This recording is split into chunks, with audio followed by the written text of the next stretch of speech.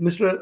Amit Shahji actually met with Kashmiri Pandit leadership just before it was I believe May of, I have a date somewhere, May of 2019, just 2-3 months before Article 370 was removed. And he told them, and he had become the home minister, just before that. So 2018, he had uh, become, the to the, I mean, just yeah, he had become home minister. He met with his delegation. He met them at SKICC, the Kashmir International, Conference Center, and he told them that our policy has four legs in it. The first leg is to get Kashmiri Pandits back. That we have to sort of meet these four objectives. The first objective is we have to make sure that the aspirations of Kashmiri Pandits uh, will be the same in the valley as they can be anywhere outside the valley. So he didn't tell them the Article 370 is going to be removed, but he meant, Obviously. when you think about it, he what that's what he was trying to say.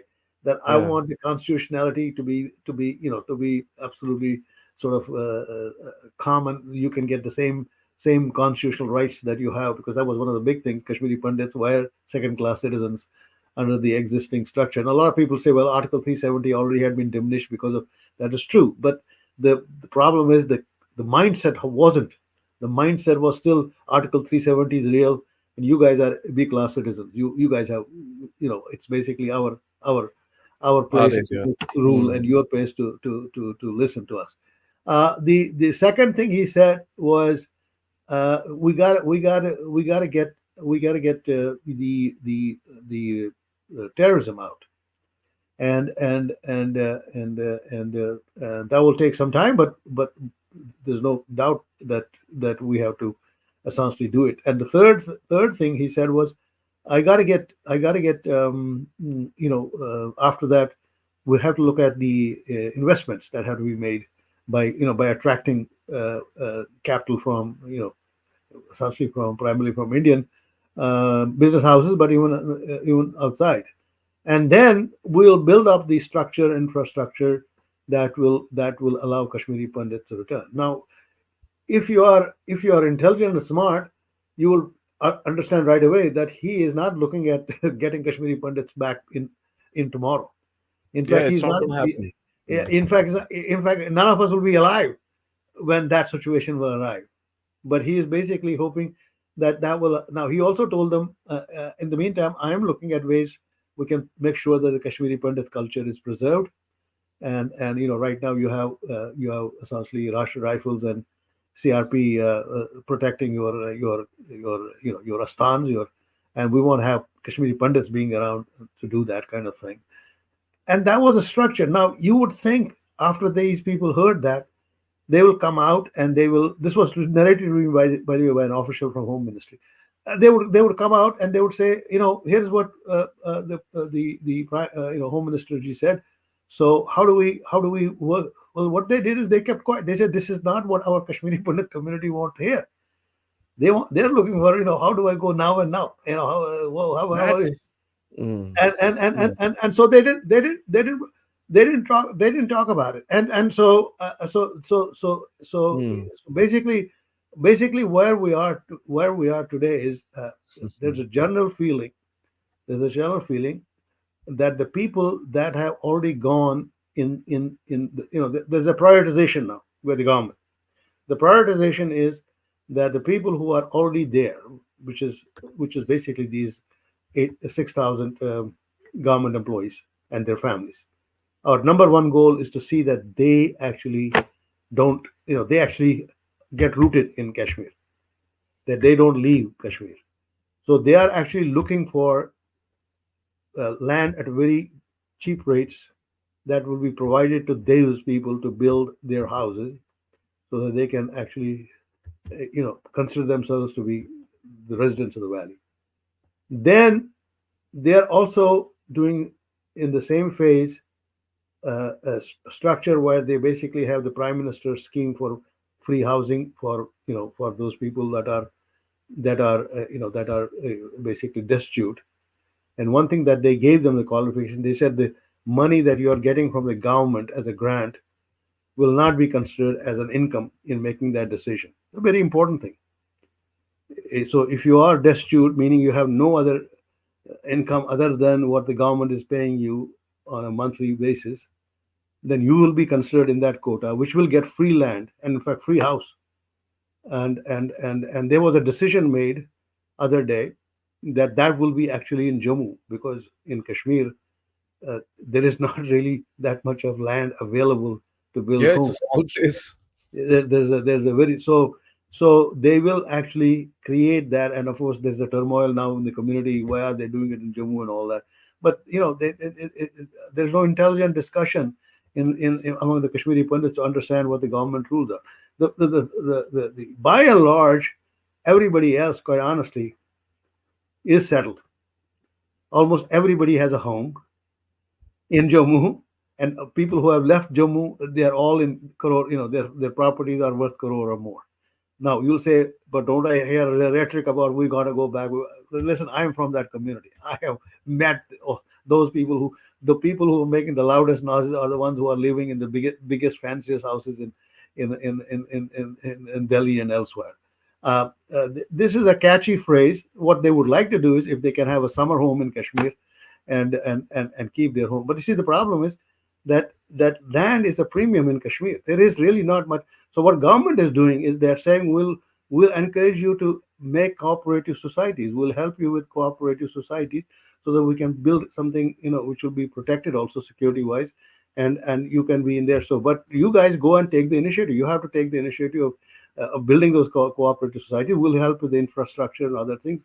You register them. You show your commitment that you really want to come back to Kashmir, and we'll help you that. And actually, I am involved right now personally in a couple of those cooperative societies which are being gathered right now. There's a whole bit of procedure that you have to go through the, essentially through the housing board in the state to get that thing going. Now that's on one side. The other side is I can also tell you from Gupkar Road to Gandarbal, Kashmiri Pandits are building homes. And, Really? and and I would say my guess is somewhere between 50 and 80 homes are being under construction right now. But none of them want to talk because you know why they don't want to talk? They don't want to talk because they'll be ridiculed by the rest of the community. Because you have one set of community members who say we will never go back unless you don't give us a separate homeland or something like that. There's other group which says, unless you don't guarantee me there will not be a single death, I will not go back. I mean, there are all kinds of conditions. So the point is, people who really genuinely want to, take their chances and want to go. But the government's purpose is the people who have already come there. They need to be actually, because they are the easiest. They Yeah. have decided to, because there will be always this continuous problem of other expectation among the communities. Will there be more jobs? Well, there is not going to be. This is not a government that basically will increase the state bureaucracy. I mean, we didn't get to be the third largest or fourth largest economy by creating, Government jobs. by enlarging bureaucracy. So they have, what they have done is they have given them schemes. We have at least dozen schemes right now to attract people for with loans, startup options, seed money, even skills on which they will train you on skills. But none of our people are interested in those things. They want free land in Kashmir and they want a government job in Kashmir. Well, that is their That's right a big problem. return and rehabilitation purpose. Yeah, yeah. So that's not going to work.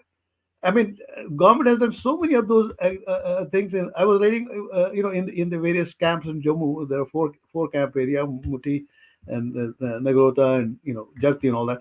But they're not showing up there. They're not taking interest because they're not interested in it. They want government jobs and free land, and it's not going to happen. The funny thing is, there is Miss Haina Butt is in charge of the program there, and she gave in last week she had a press conference. She said, "I have given like 80 crore rupees of loans and grants to entrepreneurs," and I'm asking one of the journalists in Kashmir. In Jammu, that hey, you are a journalist, go and ask her how many Kashmiri Pandits took advantage of. and he's shy. He says he knows that no Kashmiri Pandit took any of those offers. So the government is offering avenues for entrepreneurial business and all the things. Kashmiri Muslims are having a wonderful time because they don't see any challenges. Nobody else is coming in, so they are taking that seed money and starting their doing their startups. So it's a sad process. I mean, so you can see I'm not exactly a very popular person right now in my community. So, but I really never wanted to be. I wanted basically to be one who helps the people in the valley, and that's what really we're trying to. But there is effort being made to put up these Mm. cooperative societies, and some of these people are from Delhi, and I really think they're doing it because one of the problems that Kashmiri Pandits don't understand is at the end of the day, you cannot really be in Kashmir without having interaction with the community. That we know we have a lot of pain. We know how they dealt with us, how they denied it. In fact, I've done research. Why did they not like Kashmir files? Is it because they didn't want to know about, all the killings that Happened. took place? It turns out no, that is not their problem. Their issue is actually unsaid. Their issue is you showed Kashmiri Pandit, Kashmiri Muslim, local Kashmiri Muslims who were involved because their narrative is we were not involved in it. It was basically foreign mujahideen who came in So it's and brushing killed, the and thing then off. the Yeah. Indian army reacted, and who knows which agency killed who and whatnot.